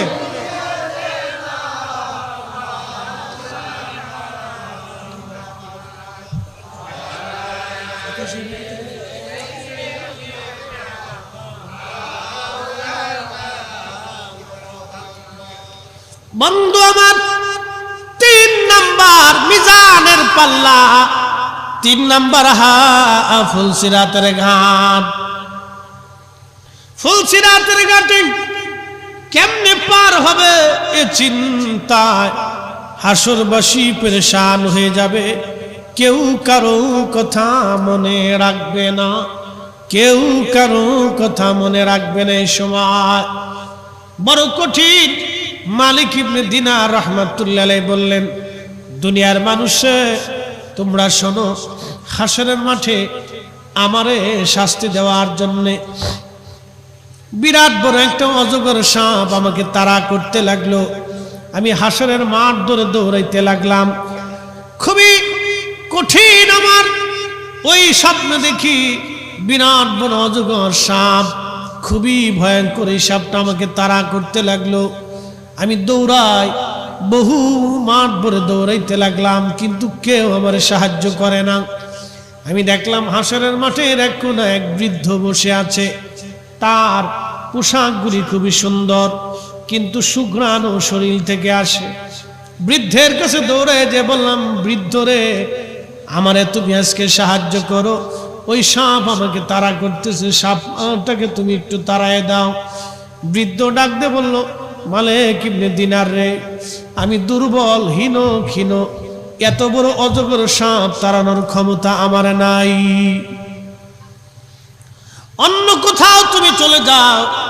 মালিক ইবনে দিনার রাহমাতুল্লাহ আলাইহি বলেন, দুনিয়ার মানুষ, আমি যেতে যেতে যেতে যেতে পোড়া হাসরের মাঠ দৌড়াইতে লাগলাম। দেখলাম বিরাট বড় বড় আগুনের কুণ্ডলী, জাহান্নামের বিরাট বড় গর্জন আর তর্জন। আমি পাগল পারা হয়ে দেখলাম পাশেই বিরাট বড় সুন্দর মনোরম একটা মহাপ্রাসাদ। এই প্রাসাদের প্রত্যেকটা রুম সোনা দানা মণিমুক্তা দিয়ে সাজানো আছে। খুবই সুন্দর বিরাট বড় প্রাসাদ। এই প্রাসাদের মধ্যে ছোট্ট ছোট্ট বাচ্চারা খেলাধুলা করে। আমি ওই দিকে দৌড়াই যেতে লাগলাম। ঠিক এমন সময় ওই প্রাসাদের পাহারাদার ফেরেশতা সে ডাক দে বলো, ও বাচ্চারা, ও শিশুরা, ও বালকেরা, কিশোররা, তোমরা দ্রুত গতিতে দৌড়ায় এসো। একজন বান্দাজ বিপদগ্রস্ত হয়ে গেছে। এই প্রাসাদের মধ্যে তার হয়তো কোনো আমানত আছে, অর্থাৎ তার কোনো সন্তানই প্রাসাদের মধ্যে আছে। দরজা খুলে দিল ফেরেশতা। মালিক ইবনে দিনার বলেন, আমি দৌড়াইয়া প্রাসাদের দরজা দিয়ে ভিতরে ঢুকলাম। দেখি হাজার হাজার ছোট ছোট বাচ্চা মার দিকে। এমন সময় তাকে দেখি রে, আমার সেই ছোট্ট মেয়েটা 3 বছর বয়সে মারা গিয়েছিল। ওই মেয়েটাও আমার সামনে এসে দাঁড়ায় গেল। আর ওই সাপটাকে ধরার জন্য মেয়েটা যখন হাত বাড়াইলো, সাপটা অজগর পালায়ে চলে গেল। আমি বসে গেলাম প্রাসাদের মধ্যে, আমার মেয়েটাও আমার কোলের মধ্যে বসে গেল। চিৎকার মেরে জোরে বলেন আল্লাহু আকবার। তুমি রহমান, তুমি মেহেরবান, বলেন তুমি রহমান, তুমি মেহের। অন্ধ গাহে না শুধু তোমারি গুণগান, অন্ধ গাহে না শুধু তোমারি গুণগান, বুঝেও বুঝে না তবু শান, তুমি রহমান তুমি মেহেরবান, তুমি রহমান তুমি মেহেরবান। কষ্ট হইতেছে আপনাদের? খুবই মনোযোগ, লম্বা কথা বাড়াবো না, বেশি রাত্র করেও কষ্ট দেব না। হযরত মালিক ইবনে দিনার রাহমাতুল্লাহ আলাইহি বললেন, দুনিয়ার মানুষ আমার মেয়েটা কোলের মধ্যে বসে গেল, আমার দাড়ির মধ্যে আঙ্গুল ঘুরাইতেছিল আর বলতেছিল, আব্বু এখনো কি সময় হয় নাই তুমি পাপ কাজ থেকে ফিরে আসবা? আব্বু এখনো কি সময় হয় নাই তুমি পাপ কাজ থেকে ফিরে আসবা? আব্বা জান আর কত তুমি অন্ধকারে নিমজ্জিত থাকবা? কত তুমি নামাজ ছেড়ে দিবা, রোজা ছেড়ে দিবা, কত অন্যায় করবা গো বাবা? তোমার তো হায়াত শেষ হয়ে আসতেছে আব্বা জান, এখনো কি তোমার সময় হয় নাই গো বাবা? এই বলে বলে আমার মেয়েটা আমার দাড়ি ধরে ধরে চুলগুলি টানতেছিল। আমি বললাম, মা রে, আমার কয়েকটা প্রশ্নের জবাব তোমরা দেবা। বলতেছে, আব্বা বলো। প্রথম নম্বর, ওই সাপটা কেন আমারে তাড়া করতেছিল রে মা, বলবা কি? মেয়েটা ডাক দে বলল, আব্বা জান ওই সাপটা অজগর সাপ হলো আপনার বদ আমল। এই বদ আমলটাকে সর্পে পরিণত করে আমার আল্লাহ আপনাকে তাড়া করাইতেছিল শাস্তি দেওয়ার জন্যে। বলল, মারে বুঝলাম তো, কিন্তু আমি এক বৃদ্ধর কাছে সাহায্য চাইতে গেলাম। মেহেশরের মাঠের এক কোনায় বৃদ্ধ বসা ছিল। মেরে বলবো এই বৃদ্ধ লোকটাকে। মেয়েটা ডাক দে বল, আব্বা জান ওই বৃদ্ধটা হলো আপনার নেক আমল। আপনি নেক আমলটাকে বৃদ্ধ বানায় রাখছেন, ক্ষীণ হীন দুর্বল বানায় রাখছেন। এই জন্যে ওই বৃদ্ধ লোকটা আপনার সাপ থেকে বাঁচাইতে পারে নাই। আপনার ওই নেক আমল আপনারকে কাজ দিতে পারে নাই, কারণ আপনার আমল দুর্বল, গুনার কাজ আপনার ভারী হয়ে গেছে। গুনার কাজ ভারী হয়ে গেছে। গুনার কাজ ভারী হওয়ার কারণে, আপনার নেক আমল দুর্বল হওয়ার কারণে আজকে এই কঠিন পরিস্থিতির শিকার আপনি হয়ে গেছেন। মালিক ইবনে দিনার রাহমাতুল্লাহ আলাইহি ডাক দিয়ে বললেন, মারে তারপরে তুমি বলো, এই বিরাট বড় প্রাসাদের মধ্যে হাজার হাজার ছোট ছোট বাচ্চারা এরা কারা জান্নাতের প্রাসাদ? তখন মেয়েটা ডাক দিয়ে বলল, আব্বা জান যারা ছোট্টকালে মায়ের কোল খালি করে আল্লাহর ডাকে সাড়া দিয়ে চলে আসে, এই বাচ্চাদেরকে আল্লাহ এই জান্নাতের পরিবেশের ভিতরে আল্লাহ লালন পালন করতে থাকেন। আব্বা জান এই বাচ্চাগুলি কিয়ামতের ময়দানে ওই বাবা মার জন্য সুপারিশ করনেওয়ালা হয়ে যায়। চিৎকার মেরে জোরে বলেন সুবহানাল্লাহ। যে সন্তান ছোট্টকালে বাবা মার কোল খালি করে আল্লাহর ডাকে সাড়া দেয়, এই বাচ্চাগুলি কিয়ামতের ময়দানে আল্লাহর দরবারে ওই বাবা মার জন্য সাহায্য করে, ওই বাবা মার জন্য সুপারিশ করনেওয়ালা হয়ে যায়। আব্বু প্রাসাদের দিকে আসতেছিল বিদায়, আজকে আমি তোমার এই সুপারিশ করতে পারছি, সাহায্য করতে পারলাম বাবা। তবে কি তোমার এখনো সময় হয় নাই? তওবা করে তুমি ভালো হয়ে যাবা। এখনো কি সময় হয় নাই? তওবা করে ভালো হয়ে যাবা। মালিক ইবনে দিনার রাহমাতুল্লাহ আলাইহি বললেন, স্বপ্ন আমার ভেঙে গেল।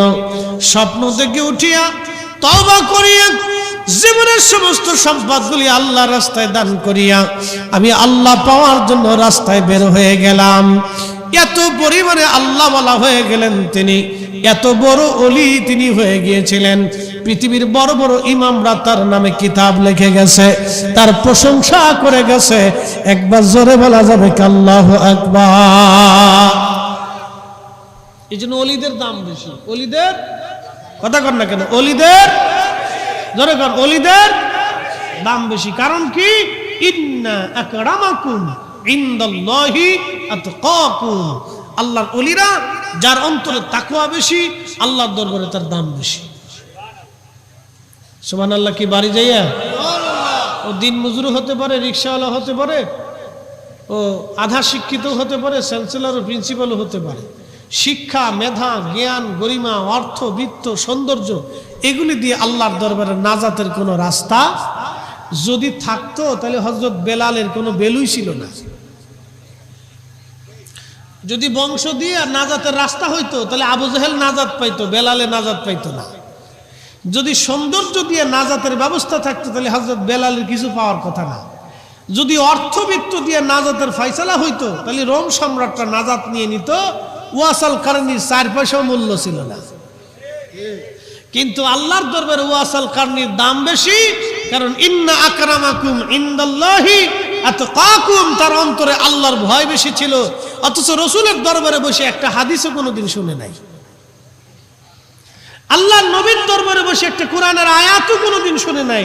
কিন্তু তার মর্যাদা এত বিরাট হয়ে গেল যে আল্লাহ রাসূল হযরত ওমরকে বলেন, ওমর রে, যদি কোনোদিন ওয়াসাল কারনির সাথে তোমার সাক্ষাৎ হয় তাহলে তার কাছ থেকে দোয়া চেয়ে নিও তোমার মাগফিরাতের জন্য, আর আমার উম্মতের মাগফিরাতের জন্য ওয়াসাল কারনিকে দোয়া করতে বইল, কারণ আমার ওয়াসাল কারনি দোয়া করতে দেরি হবে, আসমান থেকে দোয়া কবুল হইতে দেরি হবে না।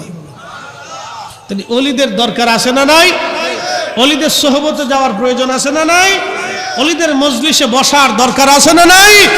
আল্লামা জালালউদ্দিন রুমি রহমাতুল্লাহ এই জন্য বলছেন, এক জমানে সোহবতে বা আউলিয়া বেহতর সদ সোলে তোয়াত বেরিয়া খাকো সৌমর দানে হক রাজিরে পা খাক বরসর কুন হাসদরা হামসুমা দিদানে দানা ইবাদত ইবাদ ফতেহ আবওয়াব সাআদত ইবাদ গর তু সঙ্গে খারা আমর মুরশুবি সব সাহেব দিল রসি গৌহর ছবি।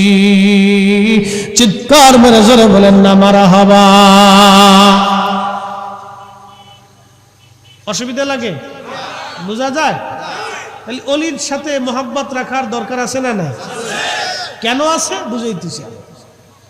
বিশ্ববিখ্যাত আল্লাহর ওলি, তার নাম হযরতে জুনাইদ আল বুগদাদি। উনি আগে কুস্তিগির ছিলেন, মারামারি করতেন, রেসলার ছিলেন, খুব শক্তিশালী কুস্তিগির ছিলেন, ওনার কেউ হারাইতে পারত না, খুব যোদ্ধা ছিলেন। কিন্তু সর্বশেষে ওলি হয়ে গেলেন। তো ওনার দরবারে এসে ওনার এক মুরিদ ভক্ত এসে বসে বলতেছে, হুজুর, কোরআনের আয়াতের একটা মর্ম আমার বুঝে আসে না। বলে, কোন বিষয়টা তুমি বুঝো না, দয়া করে বলবা। বলতেছে, হুজুর, আল্লাহ বলছেন, ইয়া আইয়ুহাল্লাযীনা আমানু তাকুল্লাহ, ও ঈমানদার, তোমরা আল্লাহকে ভয় করো।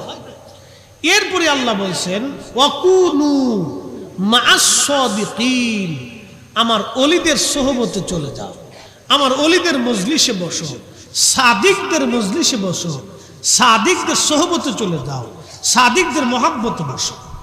আমি বুঝলাম না যে আল্লাহ ইত্তাকুল্লাহ দিয়ে আল্লাহকে ভয় করতে বললেন, এরপরে আবার আল্লাহ সাদিকদের মজলিসে বসতে বললেন, কারণটা কি? কারণ ইত্তাকুল্লাহ দিয়ে আল্লাহ সব বুঝাইছে। ইত্তাকুল্লাহ মানে আল্লাহকে ভয় করো। আমার দিকে তাকান, যে আল্লাহকে ভয় করে সে নামাজ পড়ে না সারে? না, জোরে বলেন, জোরে জোরে জোরে। যে 100% পিওর আল্লাহকে ভয় করে সে 100% পিওর ভাবে নামাজ আদায় করে। কথা কন ঠিক কিনা? সে কখনো সুদ খাবে? কথা কন না। সুদ খাবে, ঘুষ খাবে, জমিনের আইল নিয়ে ঠেলাঠেলি করবে, আরেকজনের টাকা মাইরে দেবে, ভাই বোনের আত্মীয় স্বজনের হক নষ্ট করবে, জোরে বলেন, রাষ্ট্রের হক নষ্ট করবে, জনগণের টাকা চুরি করে বিদেশে পাচার করবে। যার অন্তরে আল্লাহর ভয় আছে সে অন্যায় করতে পারে না। তো আল্লাহ তো ইত্তাকুল্লাহ দিয়ে আল্লাহকে ভয় করতে বলছে, এক বাক্যে আল্লাহ বলে দিয়েছেন, আমি আল্লাহর আইন তুমি মাইনে চলো। কিন্তু এরপরে আল্লাহ ওয়াকুনু মা'আস সাদিকিন দিয়ে ওলিদের মজলিসে কেন যাইতে বলল? জুনাইদ বুগদাদিকে প্রশ্ন করতেছে তার মুরিদ।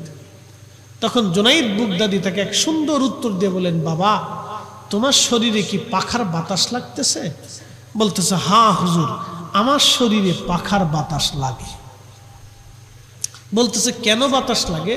বলে আপনার খাদেম আপনার পিছনে দাঁড়াইয়া পাখা দিয়ে আপনাকে বাতাস দিচ্ছে, ওই বাতাসটা আপনার কাছে বসার কারণে আপনার গায়ে লাগেও আমার গায়ে লাগতেছে। আর জোরে বলেন আল্লাহু আকবার।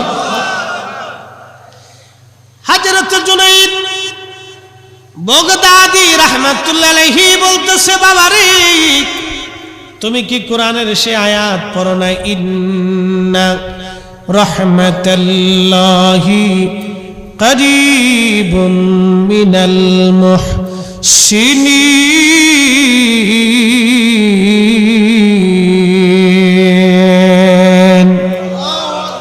নিশ্চয় আল্লাহর রহমত মুহসিন বান্দাদের নিকটবর্তী।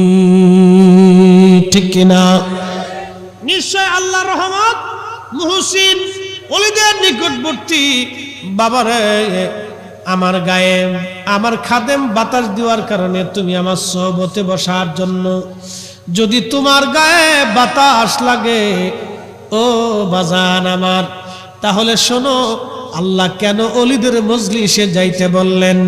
অলিদের কাছাকাছি সোহবতে মহব্বতে যারা বসে, আল্লাহর অবারিত রহমত সাকিনা সন্তুষ্টি আল্লাহ রাজামন্দি আল্লাহ তার অলির উপরে দিয়ে রাখছে। অলি কিন্তু ভোটাভুটিতে অলি হয় না, অলি হয় আল্লাহ সন্তুষ্টির কারণে। ঠিক কিনা? অলি কার সন্তুষ্টিতে?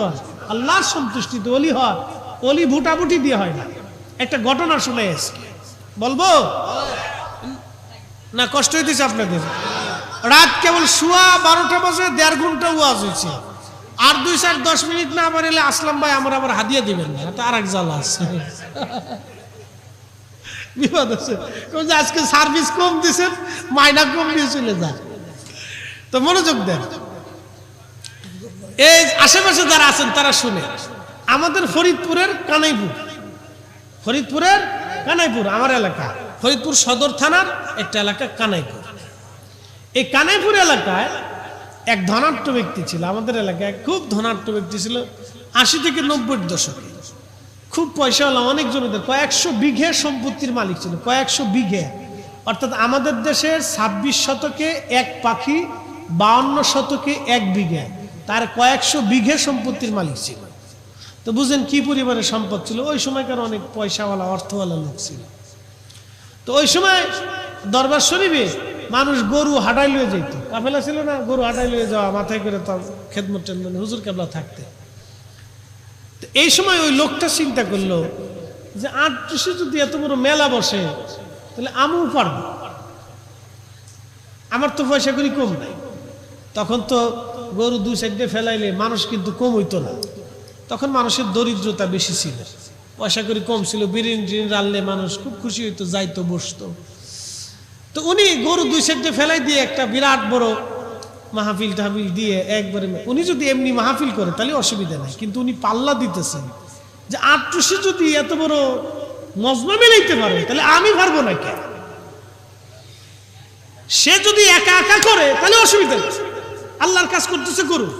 সে কিন্তু আল্লাহর ওলির সাথে পাল্লা দিতেছে। কি দিতেছে? পাল্লা। সে পাল্লা দিতেছে যে ওখানে যদি এত বড় মজমা মিলে তাহলে আমি কেন মজমা মিলাইতে পারবো?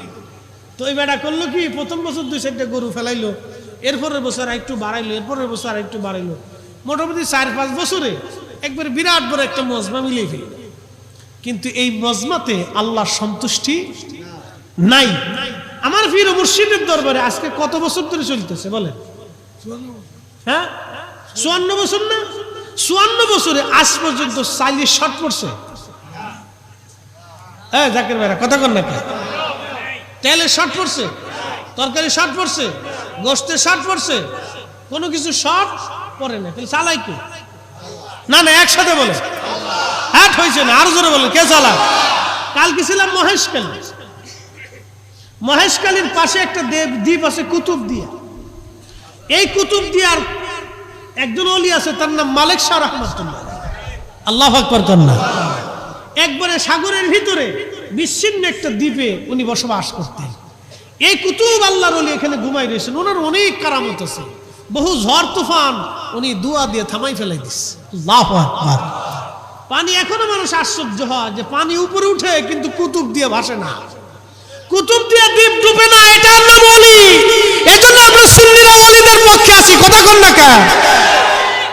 আর ওরা খালি কে বেদাতি বেদাতি বেদাতি বেদাতি, ও সাতার ফতর গোষ্ঠী কি লাগে, কথা কোন না কা। মালিক শাহ রহমতুল্লাহ আল্লাহু আকবার, এই কুতুব দিয়ার কুতুব তিনি ঘুমাই রয়েছেন। লোকেরা বলতেছে হুজুর ও প্রত্যেক সারা বছরে মানুষ বলে খাবার খায়, ওই কুতুব দিয়া যারা যায় ফ্রি খাইতেছে সারা বছর, উরুষে হাজার হাজার মন চাল জ্বলতেছে, মানুষকে খাওয়াচ্ছে, চলতেছে, চালাচ্ছে আল্লাহ। তা চালায় কে? তাহলে অলিদের উপর সন্তুষ্ট হয় কে? তো ওই বেটা জোর করিয়ে মজমা মিলাইতে চাইছে, আল্লাহর সার্টিফিকেট নেই, জোর করে মিলাইতে চাইছে আমার এলাকা। তো মিলাইতে মিলাইতে আল্লাহকে দাঁড়াও তোমার মিলাইতেছি, মান আদালি ওলিয়ান ফাকাদ আযানতুহু বিল হারব, আমার ওলির সাথে দুশমনি করলে যা হয় এটা আল্লাহ পাক যুদ্ধ ঘোষণা করে। এই বেটা কয়দিন পরে এই শোনেন, একবার যদি গরিবত্ব আসা শুরু হয় তো আপনি চারপাশে শুধু অন্ধকার দেখবেন, মনে রাখেন। যদি আল্লাহ আপনার পতন দেয় খালি দেখবেন চারপাশ দিয়ে অন্ধকার আসতেছে, এটা নষ্ট হয়, ছেলে মরে যায়, গরু মরে যায়, ছাগল মরে যায়, নিজে অসুস্থ হয়, বউ অসুস্থ হয়, এই এক দুর্ঘটনা আসে, ওই মুসিবত আসে, এদের দেখতে দেখতে টাকা পয়সা ডানে বামে যাইতে যাইতে বেচতে বেচতে বেচতে বেচতে কয়েক বছরের ভিতরে একবারে নিঃস্ব হয়ে যায়, কথা ঠিক কিনা, নিঃস্ব হয়ে যায়। তো ওই বেটার অবস্থা তাই হইল, আল্লাহর ওলির মহান ওলির সাথে পাল্লা দিতে দেইয়া শেষ পর্যন্ত সমস্ত সম্পদ হারাইলো। আমার বাস স্ট্যান্ডে ভিক্ষা করিয়া গাড়ির নিচে পড়ে মরে গেল, ভিক্ষা করে খাইতে লাস্ট। হ্যাঁ, আমার এলাকায় বাস্তব ভিক্ষা করে খাইতে। অথবা আমার পীর ও মুর্শিদের সাথে যারা পাল্লা দিতে গেছে লাস্টে ভিক্ষার থালি হাতে ভরছে, ভিক্ষার থালি হাতে ভরছে। সব জায়গায় পাল্লা পাল্লি চলে না, সব জায়গায় পাড়াপাড়ি চলে। যুগ শ্রেষ্ঠ মহাওলি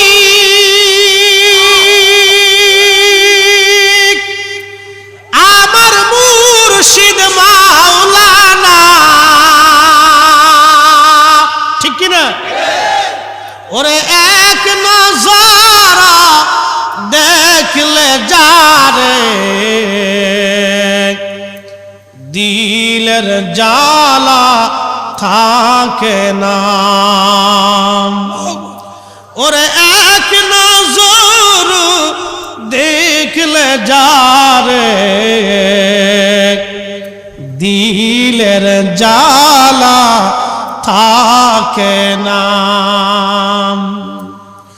ইশকের গভীরতা যদি রে জানিতে চাও, কামেলের পদতলে নেশার হইয়া যাও, ওরে মুর্শিদের চরণ তলে নেশার হইয়া যাও। দেখ না ফরিদ করিল দান, অমূল্য চক্ষু রতন, ইব্রাহিম সারিয়া দিল মহামূল্য সিংহাসন, ওরে ইব্রাহিম সারিয়া দিল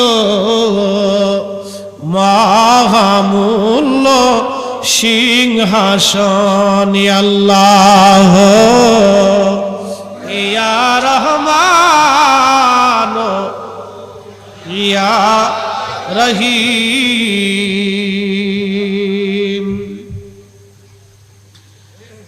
চট্টগ্রামবাসী এই জন্য পাল্লা পাল্লি চলে না।